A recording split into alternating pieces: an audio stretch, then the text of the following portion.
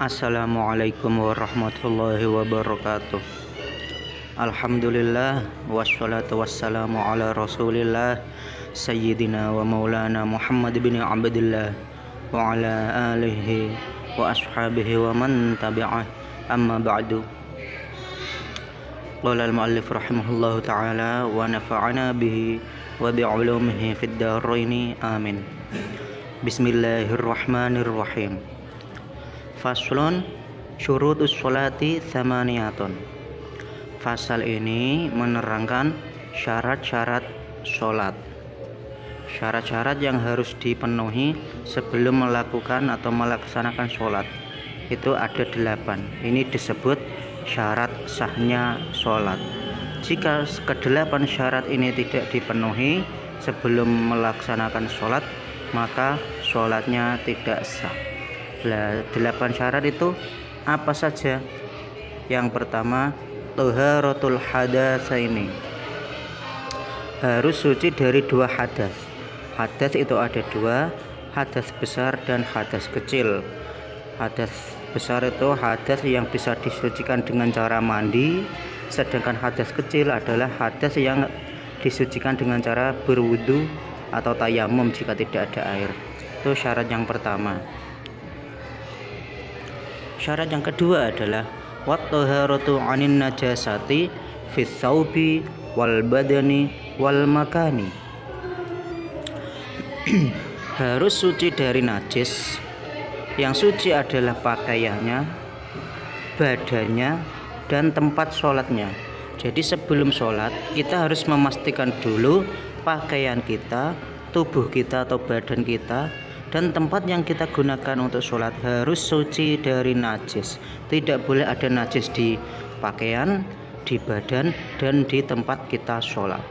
Itu syarat yang kedua. Yang ketiga adalah wasatrul aurati. Syaratnya sebelum melaksanakan sholat harus menutup aurat. Untuk laki-laki, auratnya adalah antara pusar sampai lutut. Bagian antara pusar sampai lutut harus ditutupi untuk laki-laki, sedangkan untuk perempuan adalah seluruh anggota tubuh kecuali bagian wajah dan kedua telapak tangan. Itu untuk perempuan. Kemudian syarat berikutnya yang harus dipenuhi adalah wastiqbalul kiblati. Harus menghadap ke kiblat. Jadi tidak sah jika kita sholat tidak menghadap ke kiblat. Kita orang Indonesia ini kiblat kita adalah Ka'bah yang ada di Mekah, itu arahnya ke sebelah barat. Jadi kalau kita sholat menghadap ke timur itu berarti kita tidak menghadap ke kiblat, maka sholatnya tidak sah. Atau menghadap ke selatan atau ke utara, maka sholatnya tidak sah. Harus menghadap ke kiblat. Syarat berikutnya adalah wadkhulul waqti. Harus sudah masuk waktunya sholat. Jadi tidak sah kita sholat sebelum waktunya.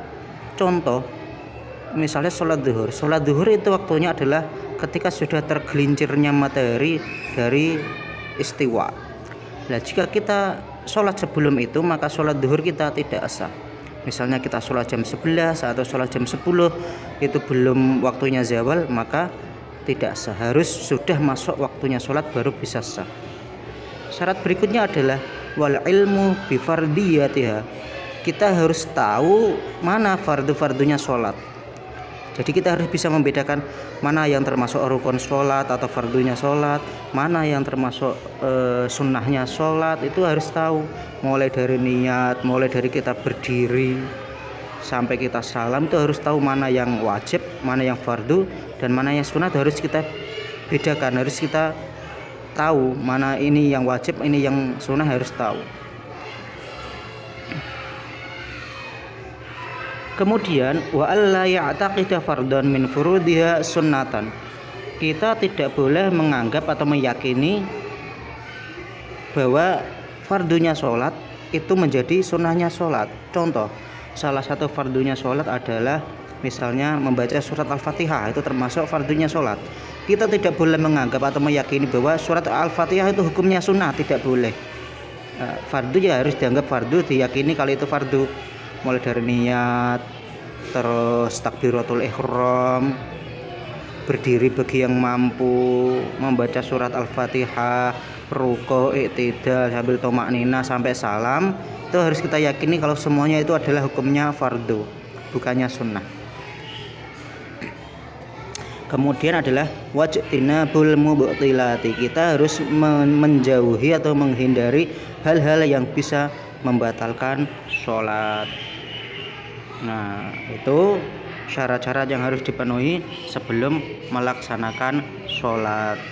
Jadi kalau syarat ke-8 syarat ini tidak dipenuhi, maka sholatmu tidak sah.